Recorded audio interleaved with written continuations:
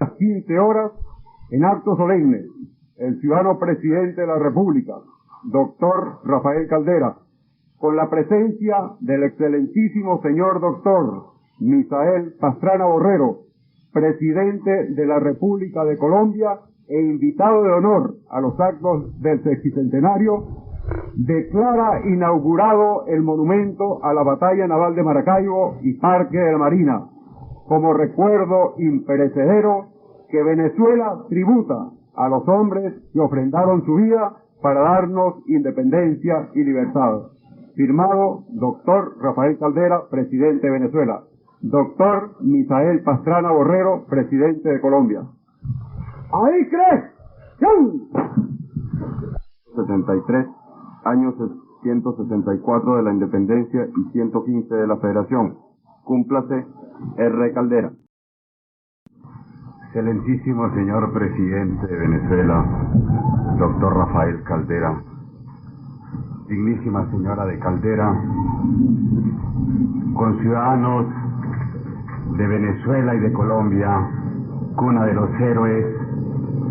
conciudadanos de Maracaibo, lugar de la victoria. El lago de Maracaibo será el panteón de la flota colombiana. Expresaba con orgullosa confianza el general español Francisco Tomás Morales en julio de 1823. A su vez, Padilla, con arrogante firmeza al arengar a sus tropas, finalizaba: os aseguro la victoria, porque este es el último esfuerzo de nuestro agonizante enemigo. Vuestro general os acompañará hasta perder su existencia, confiado en vuestro valor y en la justicia de nuestra causa. Quien así hablaba era el mismo que, como contramaestre de navío en la Armada Española, y pese a ser de origen humilde y de raza de color, tuvo ocasión de luchar sirviendo a España en Trafalgar, cuando el almirante inglés enterró en los mares las ambiciones de conquista del emperador de los franceses. 18 años después, el libertador, evocando a la distancia esta acción gloriosa, pudo llamarlo el Nelson colombiano. El prócer granadino, en aquella tarde sangrienta, cuyo sesquicentenario nos convoca hoy, posiblemente no imaginó que la historia lo había predestinado para ser en América el par de quien había sido el vencedor del más grande guerrero de la historia. En 1814 se encuentran por primera vez el Libertador y Padilla en Cartagena. El joven héroe cae inmediatamente bajo la fascinación del genio, y este encuentra en Padilla al amigo leal de todas las horas y de todas las contingencias, desde la prisión por su amistad con el militar derrotado pero hombre grande, como lo llamó Camilo Torres, hasta la penúltima, en que circunstancias desgraciadas que forman parte de esos extraños designios de la historia los distancian. Un patíbulo habría de separarlos irrevocablemente. A ellos,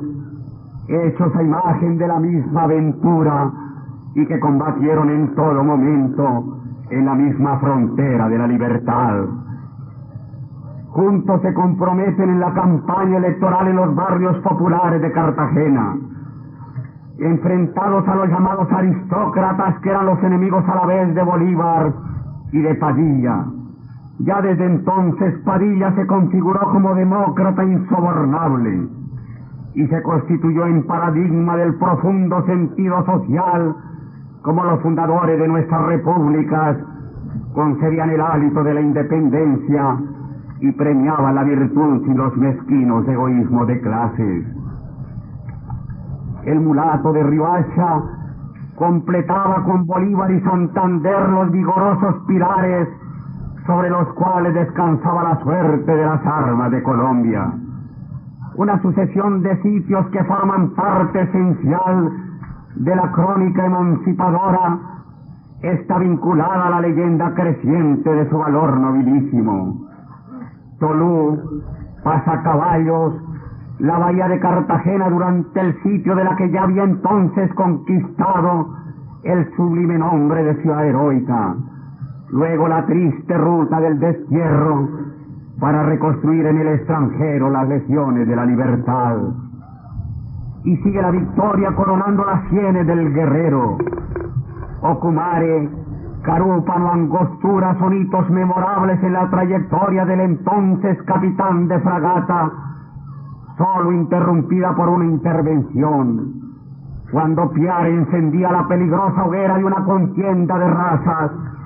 y Padilla, movido por sus hondas convicciones republicanas, jugó un papel de señalada importancia para evitar que las disensiones entre hermanos redujeran a ceniza los frutos de los triunfos obtenidos. Viene enseguida la contienda del Orinoco, en especial Apure, que indica el camino para la campaña de Nueva Granada que culmina en Boyacá, y después Riohacha, el combate de Laguna Salada y Sabanilla, Valledupar, Ciénaga en la noche de San Juan, y 100 lugares más donde refrendó su valor y su pericia militar. Y llega 1823, ese año transcurrido en el vaivén de la esperanza y de la angustia de la causa americana. En Carabobo se ha definido la suerte de la guerra en el interior de Venezuela, pero aún queda por despejar de enemigos el Caribe. Y allí surge Padilla, en su espíritu, en su férrea voluntad de guerrero, comparece Colombia a devolver a Venezuela en la lucha solidaria aún inconclusa la participación que sus oficiales y soldados tuvieron en los campos de Boyacá para confirmar nuestra voluntad soberana. Estamos aquí, señor presidente Caldera, para reiterar solemnemente lo que hace 150 años se rubricó con sangre leal de venezolanos y colombianos, la comunidad de una historia, la comunidad de un destino, la comunidad ineludible en los principios y en la acción. Hemos venido aquí para decirles a los heroicos marinos que ganaron la batalla del lago de Maracaibo, y al invencible almirante a quien el Libertador llamó el más grande de los colombianos, que colombianos y venezolanos recogemos sus hechos como motivos de gloria que identifican nuestro pasado y dan fuerza a nuestras expectativas. Como herederos directos y depositarios de quienes con sacrificio y con valor entregaron sus vidas para refrendar unos ideales, conocemos bien las responsabilidades que esas enseñanzas nos imponen ante las generaciones futuras. Dos naciones surgidas de una misma espada, de una misma mente prodigiosa que llenó un siglo de América y que no termina de proyectarse sobre la dimensión de su futuro, tienen el inmenso compromiso de no dejarse desviar de la ruta común de su grandeza. Maracaibo fue el final obligado de Carabobo, como Bomboná y Pichincha lo fueron de Boyacá. La historia de nuestros pueblos es en esta forma un camino continuo de solidarias convergencias. Vencido en Carabobo, el ejército realista intenta reorganizarse por el llamamiento del general Francisco Tomás Morales. Simultáneamente, el general de la Torre se ha encerrado en Puerto Cabello, y el Libertador, que está en el sur atento a las llamadas apremiantes del Perú y enterado de los movimientos del enemigo en la costa norte de este territorio, ordena sitiar la plaza. Era uno de esos momentos estelares en que para América podía definitivamente brillar el sol de su libertad, o apagarse por indecisión frente al empuje desesperado de un enemigo que, aunque disperso en la confusión, estaba dispuesto a jugarse su carta final en un golpe de suerte. En esta situación de contradictorios factores, el 8 de mayo la escuadra republicana cruza esta barra de Maracaibo. Ese obstáculo había constituido la inquebrantable defensa de la ciudad durante cerca de 3 siglos, y haberla roto representó ciertamente hazaña sin precedentes. La importancia de esta acción puede medirse simplemente por lo que en su momento con admiración y estupor escribía el capitán de navío Ángel Laborde, segundo jefe de la escuadra de los mares de la América septentrional, de un nuevo mundo, y cuando al mediodía hizo conocer la orden de abordaje, sabía perfectamente que de allí no podía salir sino la muerte o la victoria, y en todo caso la gloria que coronaría la atrevida empresa.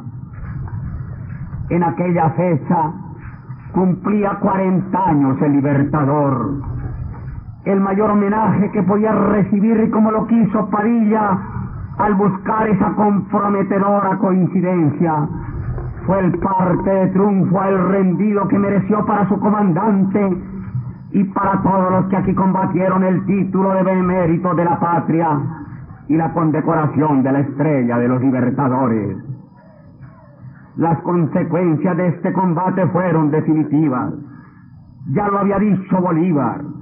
mientras no se haya decidido la batalla contra Morales, no podemos contar con seguridad en el sur. Libertado a su vez Puerto Cabello, quedaba con manos libres para seguir la campaña del Perú, en donde esperaban a los ejércitos libertadores, los laureles de Junín y Ayacucho, completando así el ciclo de la independencia americana. Concluida la batalla, el comandante victorioso, nobilísimo ser humano, hace gala de elevada generosidad frente a un adversario vencido y a una escuadra que era su orgullo destruida. Demanda al capitán español ante la horrorosa confusión de sangre que acibara su corazón, como dice con dolorido sentimiento, principio de humanidad y filantropía, para probarle abiertamente a aquellos que profesa la nación colombiana agrega con manifiesta sinceridad: estoy dispuesto, si vuestra señoría se rinde y entrega en mis manos el resto de buques que he indicado, a concederle decorosamente lo que sea compatible con la justicia y la práctica de las naciones libres. Hasta aquí la epopeya. Quizás la tumba de Padilla hubiera debido ser este lago de Maracaibo, cuyas aguas reflejaron con los resplandores del triunfo su desbordada pasión por Colombia y sus libertades, y que ella fuera iluminada todas las noches por el relámpago del Catatumbo, del cual se dice que es guía de los navegantes. Uno y otro hubieran sido lumbre para todos los que cruzan estas oquedades. Este hermoso lago de zafiro, tan bonacible y sereno como lo describe un célebre escritor venezolano, seguramente habría sido para el gran almirante mejor epílogo que la triste condena que 5 años más tarde en Bogotá cortó sus ilusiones y sus sueños. Misterios indescifrables en el curso de la existencia de los hombres, ante los cuales solo queda recordar a Chateaubriand, cuando al hablar de la muerte del duque de Enghien escribe: la muerte hace o deshace un grande hombre, lo detiene en el paso en que él iba a descender o en el grado que iba a subir. Es un destino cumplido o fallido. En el primer caso se está frente al examen de lo que él ha sido, en el segundo frente a las conjeturas de lo que hubiera podido llegar a ser. Me siento realmente emocionado de compartir hoy el gozo de la ciudad de Maracaibo en esta rememoración. La pequeña Venecia del Coquibacoa es hoy potente emporio de industrias, de comercio y de cultura. Sus gentes, como las nuestras de esta misma costa, son alegres, extrovertidas, amables y generosas,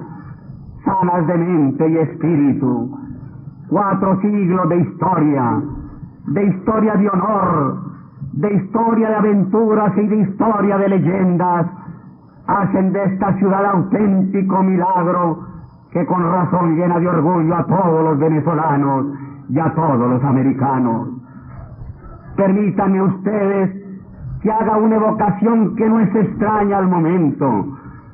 y que estoy seguro despertará grata memoria en cada uno de los pobladores de esta urbe. Se trata de Ana María Campos, protagonista de una de las más hermosas páginas de la crónica de grandeza de esta noble ciudad.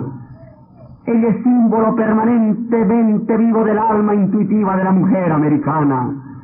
Cuando los patriotas no tenían muy clara su concepción de las fuerzas de que disponía el enemigo antes de aventurarse a dar la batalla, Ana María Campos decía: Morales, si no capitula, monda. Se le castigó cruelmente, pero su profecía se realizó a cabalidad y la emancipación de Venezuela y Colombia quedó terminada. Y esta mujer admirable, incorporada en el martirologio de la patria venezolana, yo diría que de la patria americana, que en esa ocasión despejó de manera definitiva los caminos de su porvenir. Después de haber secundado con proezas sin cuento el recorrido de su patria, señor presidente Caldera, Maracaibo le entrega sus ingentes riquezas y se constituye en uno de los más sólidos puntales de la Venezuela moderna. Es ciertamente grato hablar en esta ciudad, porque además siento desde aquí que en la proximidad inmediata mis compatriotas también me están escuchando. Aquí se conjugan nuestras patrias, se entrelazan por la verdad de la geografía, se funden en la historia que recogen las secretas profundidades de este lago que sepultó vidas hermanas que si se sacrificaron fue para vernos unidos. Aquí sí que es lugar propicio, especialmente en esta ocasión de inmortales recuerdos, para reafirmar nuestra decisión de seguir construyendo juntos un futuro que nos permita continuar siendo lo que el Libertador ambicionaba, norte y guía de las instituciones de este continente.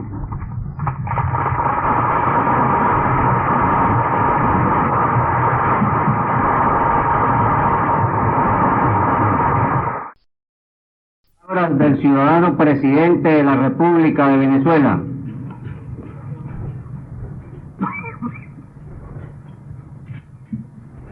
Excelentísimo señor presidente de la República de Colombia, dignísima señora de Pastrana Borrero, señores presidente y vicepresidente del Congreso, señores presidentes del Consejo Supremo Electoral y del Consejo de la Judicatura, señores miembros del Gabinete Ejecutivo, señor Fiscal General de la República, señor Gobernador del Estado Zulia, señor Presidente de la Asamblea Legislativa del Estado, señor Presidente del Consejo Municipal del Distrito Maracaibo, excelentísimos señores Presidente del Senado, Presidente de la Cámara de Representantes, Presidente de la Suprema Corte de Justicia, Presidente del Consejo de Estado, ministros del despacho y otras altas personalidades que integran la comitiva del presidente Pastrana. Señor Inspector General de las Fuerzas Armadas y demás miembros del alto mando militar, señor Contraalmirante Comandante General de la Marina, señor Arzobispo de Maracaibo y demás altas autoridades de la Iglesia, señores jefes de misiones diplomáticas acreditadas en Venezuela, distinguidas personalidades invitadas a este solemne acto, señores oficiales, generales y almirantes, oficiales superiores y subalternos, suboficiales profesionales de carrera, cadetes de nuestros institutos de formación de oficiales de las Fuerzas Armadas, representantes de las Fuerzas Armadas de países amigos, pueblo del Zulia. En la solemnidad de este acto, con la honrosa presencia del excelentísimo señor presidente de Colombia, doctor Misael Pastrana Borrero, y no obstante el cambio profundo de las circunstancias ocurridas en siglo y medio de historia, no puedo evitar el que mi pensamiento vuele hacia aquella ilusión de Bolívar, exiliado en Jamaica, al delinear sus aspiraciones futuras sobre los dos países que constituyen hoy las repúblicas de Colombia y Venezuela. Decía él: la Nueva Granada se unirá con Venezuela si llegan a convenirse en formar una república central cuya capital sea Maracaibo, o una nueva ciudad que con el nombre de Las Casas, en honor de este héroe de la filantropía, se funde entre los confines de ambos países en el soberbio puerto de Bahía Honda. Esta nación se llamaría Colombia como un tributo de justicia y gratitud al creador de nuestro hemisferio. Como esta es mi patria, tengo un derecho incontestable para desearle lo que en mi opinión es mejor. Esta tarde pareciera como si por un momento y de modo simbólico aquella gran Colombia de Bolívar existiera y tuviera su capital en Maracaibo. Aquí hemos venido a rendir culto a los hombres que en las aguas del mar ratificaron la voluntad soberana de nuestros pueblos de ser libres. El monumento conmemorativo que hoy inauguramos recuerda los mástiles de aquel medio centenar de naves que combatieron con igual coraje hasta que la suerte quedó definida en favor de la causa independiente. Y el busto heroico del valiente hijo de Riohacha, almirante José Prudencio Padilla, que acaba de entregarnos el señor presidente de Colombia y que hemos colocado en este parque destinado a rememorar en todo tiempo las glorias navales de la patria, constituye, como también la hermosa avenida que con su nombre hemos inaugurado en la ciudad, un homenaje al prócer que tuvo la fortuna de comandar nuestra escuadra en la batalla decisiva y que lo supo hacer con inteligencia, idoneidad, patriotismo y coraje para que su nombre quedara definitivamente inscrito en el recuerdo de las generaciones a través de ese momento que fue sin duda el más brillante de su vida. Al rendir homenaje a Padilla y a los recios combatientes que se significaron con él en el combate, como Deluche, Tono, Yolí, Uribarrí, Chiti, Batista, Vega, Pedro Caldera, así como el heroísmo de la mujer venezolana perennizado en el sacrificio de Ana María Campos, hemos venido acompañados de las más prestantes dignidades de países hermanos y amigos, algunos de los cuales han traído sus buques para rendirles pleitesía en la hermosa revista naval que ayer tuvimos el inmenso honor de presenciar. Si ello nos exalta, también nos obliga. Queremos expresar a esas naciones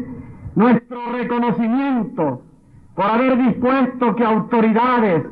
cadetes y unidades navales hayan hecho acto de presencia en esta histórica celebración. Al presidente Pastrana Borrero, en primer término, le aseguro que nunca olvidará Venezuela y muy especialmente nunca olvidará Maracaibo el que su primera visita haya sido para prestigiar con su presencia personal estos actos. A las demás naciones de América Latina y del Caribe, con las que nos sentimos cada vez más unidos en la empresa del desarrollo y en el empeño de fortalecer nuestra independencia política, cultural y económica. A los Estados Unidos de América y al Reino Unido de la Gran Bretaña, los cuales han venido a recordarnos que como amigos nuestros que fueron en la lucha por nuestra independencia, están obligados a mantener para nuestra soberanía el más pleno reconocimiento y para nuestras aspiraciones de grandeza latinoamericana la mayor comprensión y estímulo, ya que la fortaleza de una América Latina integrada vendrá a colocar sobre bases más justas y sólidas la amistad fundada en los tiempos gloriosos y contribuirá poderosamente a la causa de la justicia, la paz y el entendimiento entre los pueblos. Y a España, cuyo papel en esta gran familia, fundada a través de su esfuerzo sin par, se hace cada vez más claro y apremiante en la conciencia nacional a un lado y otro del Atlántico, cuya participación en estas conmemoraciones es testimonio elocuente de que ha llegado no solo la hora de la paz, de que hablara Bolívar cuando iba a encontrarse con Morillo,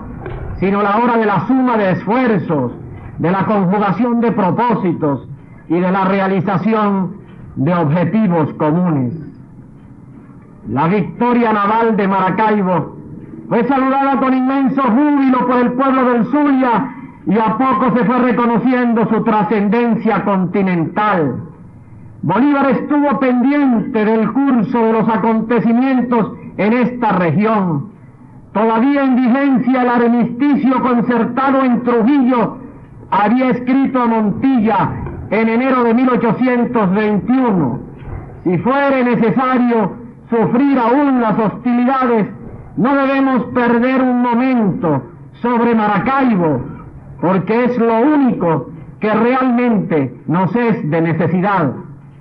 Esta preocupación continuaba después asediándolo. El 14 de enero de 1823, desde Pasto, decía el vicepresidente Santander: anoche no dormí pensando si debería irme o no irme a Bogotá, y mencionaba entre las causas de su desvelo la pacificación de Maracaibo, la negociación con los agentes españoles y la apertura del Congreso con toda su consecuencia son grandes motivos para llevarme a Bogotá y al Zulia. Desde Guayaquil, un mes más tarde, expresaba al mismo Santander: estoy impaciente por la llegada del correo de Bogotá, que debe traernos algunas noticias importantes del ejército sobre Maracaibo. En marzo, reiteraba esa angustia por recibir noticias.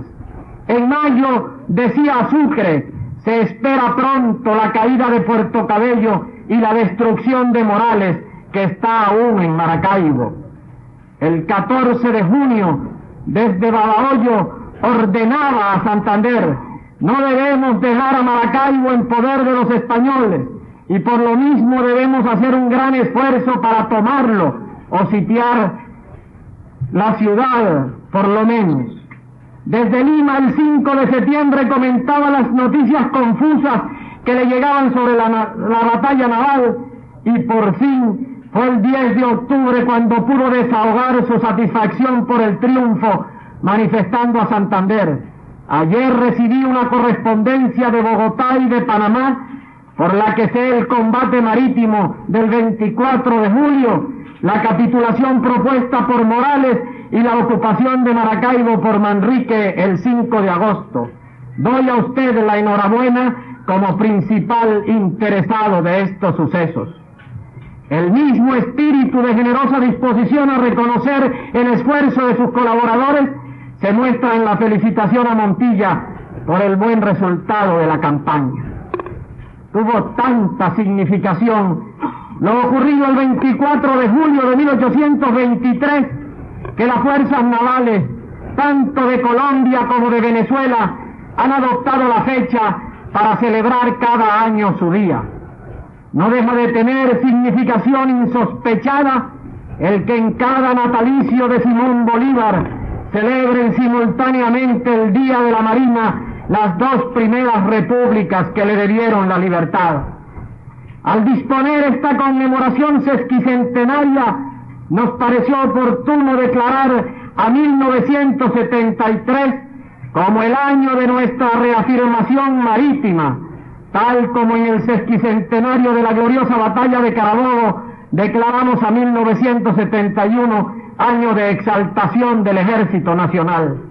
La actual reafirmación tiene por objeto fortalecer en Venezuela una toma de conciencia sobre la importancia creciente de los mares en la vida de la humanidad. Un país que posee tanta extensión de costa y que además está rodeado por el norte por un cinturón de islas que constituyen un dominio insular de trascendencia y encierran una demarcación marítima muy clara, tiene el deber de preocuparse por hacer que sus generaciones vuelvan los ojos hacia el conocimiento, la investigación y el cultivo de las inmensas riquezas y posibilidades que el mar supone. Vemos en el mar una vía siempre abierta para la amistad y el intercambio con todos los pueblos. Vemos en este Caribe de aguas agitadas el crisol potencial de una nueva civilización. Es por ello, por lo que en una nueva política internacional, nuestra Cancillería promovió la reunión preparatoria de los países ribereños del Caribe para analizar y evaluar los aspectos que esa condición caribeña suscita, y hemos visto con emoción encauzarse de modo favorable la creación de una doctrina que podamos aportar juntos con satisfactorios resultados como aspiración regional a las conferencias internacionales sobre el derecho del mar. Es satisfactorio anotar, en presencia del jefe del Estado y de las más altas autoridades de la hermana República, que Colombia y Venezuela se han guiado en este campo por la recíproca voluntad de marchar acordes con la visión exacta de los aspectos especiales que el Caribe supone y con el deseo de asegurar el derecho de otros pueblos hermanos de América Latina a la utilización de sus riquezas ictiológicas y sus demás recursos submarinos en beneficio de sus propios pueblos y de respaldarlos en su determinación de no dejar que esas riquezas puedan ser indebidamente aprovechadas por potencias extrañas. Este año de región marítima venezolana es ocasión propicia para reiterar lo que debemos en cuanto al dominio del mar a hombres como Luis Brión, nacido en Curazao, José Prudencio Padilla, natural de Riohacha, Renato Beluche, hijo de la Luisiana, José Agustín Armario y Felipe Baptista, nacidos en territorio venezolano, y tantos otros cuya enumeración sería excesiva en un momento como este, pero que dieron aportación invalorable, no sólo de su valentía, sino de su sentir, sobre lo que orgullezca en enviar mi saludo a todos los integrantes de esta fuerza, que celebra su fecha en condiciones excepcionales, que siente cómo la renovación de sus materiales y equipos y la superación constante de sus hombres en el estudio, en el perfeccionamiento de la ciencia y la tecnología, la hacen un instrumento cada vez más idóneo para la grandeza de la patria, consona con la obra trascendental que se realiza para desarrollar a la región zuliana dentro del contexto de una Venezuela más pujante y más justa. Las inauguraciones que se han realizado con motivo de la fecha del sesquicentenario y las obras que se están construyendo en medio de febril actividad, aspiramos a que sean un espejo de la Venezuela de hoy, que no mira al pasado con melancolía para lamentarse de lo que pudimos ser y no fuimos, sino que extrae de aquel nuevas motivaciones para empujar hacia adelante y hacia arriba la marcha de nuestro país. Podemos hablar de la independencia conquistada en jornadas memorables como la batalla de Carabobo y la batalla naval de Maracaibo,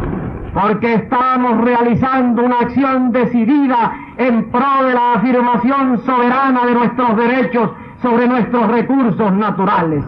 Hoy lo nuestro es más nuestro. Por ello nos atrevemos a pronunciar sin remordimiento, sin que se nos queme la lengua, pues al contrario nos tiembla el corazón el nombre de Bolívar. Por eso nos atrevemos a decirle que no aró en el mar, que ese mar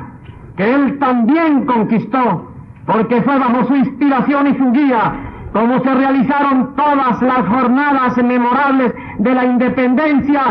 hoy baña las playas de un pueblo cada vez más orgulloso de su soberanía, camino a gente firmemente dispuesta a afirmar y robustecer su plena liberación. Horizonte y camino, he dicho, pues creo aplicable a la extensión de nuestras aguas lo que en relación a la llanura dijera Rómulo Gallegos, porque también el mar, como la sabana, ha tomado conciencia de que su inmensidad es todo horizonte como la esperanza y todo caminos como la voluntad.